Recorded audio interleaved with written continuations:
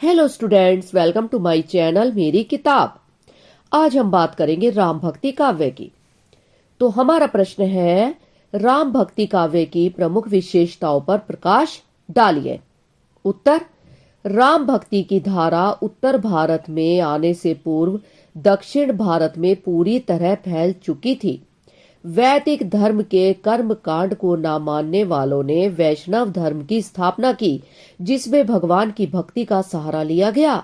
इसी धर्म के बाद में अवतारवाद का प्रारंभ हुआ और भगवान विष्णु के दो मुख्य अवतारों श्री राम और श्री कृष्ण को भक्ति का आधार माना गया। श्री राम को अवतार रूप में कब से माना जाने लगा, इस विषय में विद्वानों में मतभेद है। अमर कोश में विष्णु के जो अवतार गिनाए जाते हैं वे सभी श्री कृष्ण के हैं। डॉक्टर हरदेव बाहरी श्री राम को गुप्त काल में विष्णु का अवतार माने जाने की बात कहते हैं। डॉक्टर भंडारकर ने यह सिद्ध कर दिया है कि ईसा से 500 वर्ष पूर्व श्री राम और श्री कृष्ण को ईश्वरावतार के रूप में माना जाने लगा था। राम भक्ति को महानता के शिखर पर लाने का श्रेय स्वामी रामानुजाचार्य को है। इनके संप्रदाय में विष्णु या नारायण की उपासना की जाती थी। उन्हीं के संप्रदाय में राघवानंद हुए, जिनके शिष्य रामानंद ने सारे देश का भ्रमण कर अपने संप्रदाय को बढ़ाने का प्रयास किया। उन्होंने वैकुंठ में स्थित विष्णु भगवान के स्थान पर इस संसार में अवतरित उनके रूप श्री राम को अपना आराध्य देव माना। उन्होंने श्री राम को ब्रह्म स्वरूप माना तथा राम नाम को साधना माना। गोस्वामी तुलसीदास राम भक्त कवियों में शिरोमणि हैं। उनसे पूर्व राम भक्ति साहित्य रचा गया, किंतु वह साहित्य अप्रकाशित ही रहा। जैन कवियों ने राम कथा पर आधारित काव्य की रचना अवश्य की, किंतु उस काव्य में जैन कवियों ने अपने धर्मानुसार काफी परिवर्तन कर दिए थे, जो वैष्णवों को स्वीकार न हुए। तुलसी से पूर्व रामानंद की एक रचना राम रक्षा स्रोत तथा कवि विष्णुदास द्वारा वाल्मीकि रामायण का हिंदी अनुवाद भी उपलब्ध है। भक्ति काल में सगुण भक्ति धारा के अंतर्गत राम भक्ति काव्य रचने वालों में गोस्वामी तुलसीदास का स्थान महत्वपूर्ण है। डॉक्टर माता प्रसाद गुप्त लिखते हैं, हिंदी राम भक्ति धारा में अनेक कवि हुए, किंतु राम भक्ति धारा का साहित्यिक महत्व अकेले तुलसीदास के कारण है। इस धारा के अन्य कवियों और तुलसीदास में अंतर तारागण और चंद्रमा का नहीं है, तारागण और सूर्य का है। तुलसी की अपूर्व आभा के सामने वे साहित्य या आकाश में रहते हुए भी चमक ना सके। इसीलिए इस धारा का अध्ययन मुख्यतः तुलसीदास में ही केंद्रित करना होगा। राम भक्ति साहित्य का अवलोकन करने पर पता चलता है कि राम काव्य के विकास के साथ साथ श्री राम का चरित्र तथा रूप भी बदलता रहा। पहले वह दशरथ सुत राजा राम थे, फिर वे पुरुषोत्तम बने, पर कवियों को संतुष्टि ना हुई तो उन्होंने श्री राम को भगवान विष्णु का रूप दे दिया। फिर विष्णु से ब्रह्म स्वरूप श्री राम और उसके बाद आदर्श मानव के रूप में श्री राम हिंदी साहित्य में हमारे सामने आए। तुलसी ने राम लोक रक्षक, पूर्ण ब्रह्म स्वरूप, मर्यादा पुरुषोत्तम, शील, शक्ति और सौंदर्य के समन्वित रूप है। तुलसीदास ने श्री राम का स्वरूप अपने समय की सामाजिक और राजनीतिक परिस्थितियों के अनुरूप चित्रित किया है। डॉक्टर राम कुमार वर्मा ने स्पष्ट शब्दों में कहा है कि राजनीति की जटिल परिस्थितियों में धर्म की भावना किस प्रकार अपना उत्थान कर सकती है, यह राम काव्य ने स्पष्ट कर दिया। राम काव्य की प्रमुख विशेषताएं निम्नलिखित है। नंबर 1, भक्ति का स्वरूप। राम काव्य में ज्ञान, कर्म और भक्ति की महत्ता की तुलना करते हुए यह स्पष्ट कर दिया गया है कि भक्ति अधिक महत्वपूर्ण है। राम भक्त कवि अपने जीवन का ध्येय, अपने जीवन की सफलता भक्ति में ही मानते हैं। इन कवियों ने कर्म की महत्ता भी स्वीकार की है। वे इस संसार को त्यागने के पश्चात एक जीवन की उत्पत्ति भी मानते हैं। उनका विश्वास है कि इस जीवन में किए गए पाप पुण्यों तथा कर्मों के माध्यम से ही हम दूसरे जीवन में सुख प्राप्त कर सकते हैं। तुलसी मानव जन्म को अनमोल मानते हुए कहते हैं, बड़े भाग मानुष तन पावा, सुर मुनि ग्रंथ नहीं दुर्लभ गावा, साधन धाम मोक्ष कर द्वारा, पाई ना जेही पर लोक संवारा। और इस प्रकार जीवन की सरलता को प्राप्त करने के लिए भक्ति ही एकमात्र उपाय है। राम भक्त कवियों ने राम भक्ति को ही अपने जीवन का केंद्र बिंदु माना है। श्री राम जब वन यात्रा को जा रहे हैं तो ऋषि मुनि भगवान से एकमात्र भक्ति का ही दान मांगते हैं।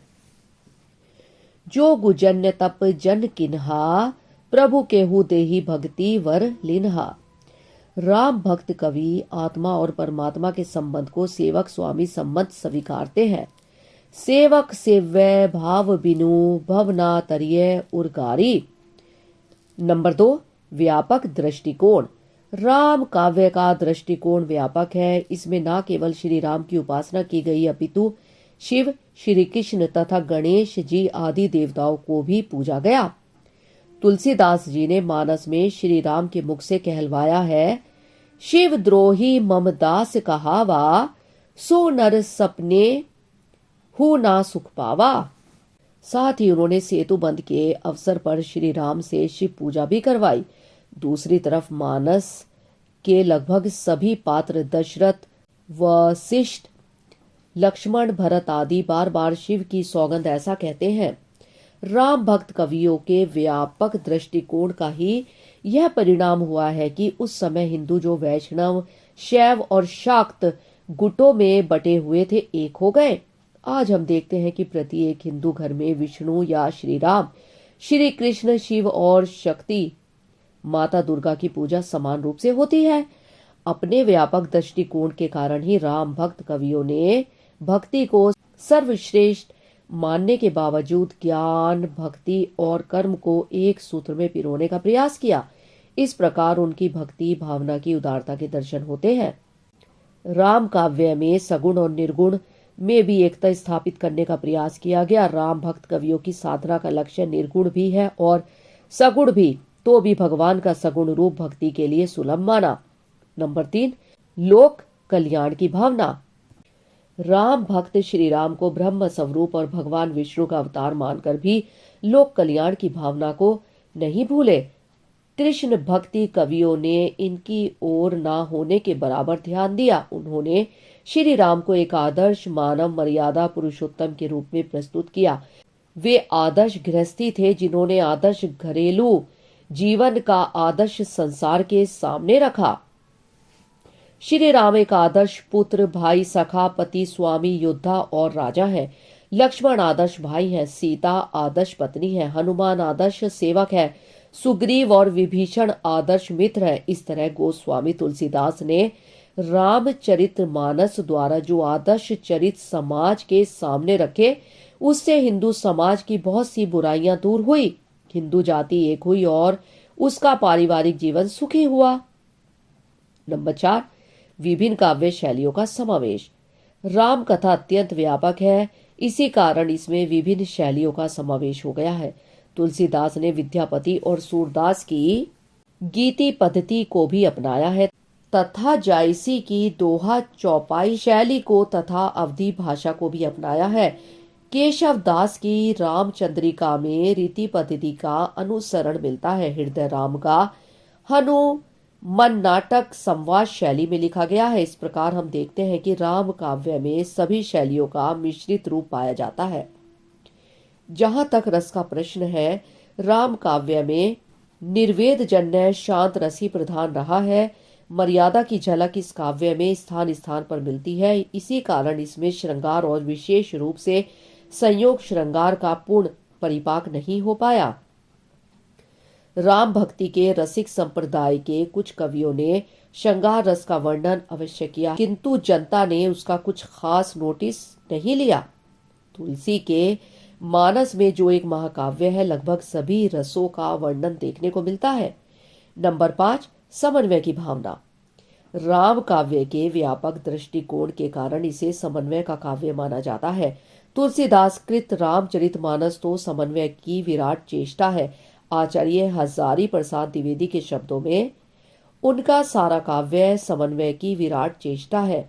लोक और शास्त्र का समन्वय, गार्हस्थ्य और वैराग्य का समन्वय, भक्ति और ज्ञान का समन्वय, पांडित्य और अपांडित्य का समन्वय, भाषा और संस्कृत का समन्वय, निर्गुण और सगुण का समन्वय। रामचरितमानस शुरू से आखिर तक समन्वय का काव्य है। इसके अतिरिक्त रामचरितमानस की कथा को इस ढंग से प्रस्तुत किया गया है कि उस समय के हिंदू जो शैव, वैष्णव और शाक्य संप्रदायों में बटे हुए थे, एक हो गए। इस प्रकार तुलसीदास आदि राम भक्ति शाखा के कवियों के काव्य में समाज भक्ति और साहित्य के समन्वय की भावना देखने को मिलती है। नंबर 6 पर आएगा भाषा शैली। राम काव्य की रचना प्रधानतः अवधी भाषा में हुई, किंतु कुछ रचनाओं में ब्रज भाषा का भी प्रयोग किया गया है। तुलसी ने दोनों भाषाओं को समान आदर दिया है। केशव की रामचंद्रिका ब्रज भाषा में है। राम काव्य में भोजपुरी, राजस्थानी, बुंदेलखंडी तथा संस्कृत एवं फारसी के भी शब्द पाए जाते हैं। राम काव्य की भाषा में प्रसाद, औज और माधुर्य गुणों का संगम देखने को मिलता है। साथ ही अभिधा, लक्षणा और व्यंजना शब्द शक्ति का चमत्कार भी, किंतु केशव और सुर जैसा चमत्कार नहीं है। राम काव्य की भाषा में भावनात्मकता, पात्रानुकूलता एवं उपयुक्तता आदि गुण भी विद्यमान है। राम काव्य भाषा और शैली की दृष्टि से अत्यंत समृद्ध काव्य है।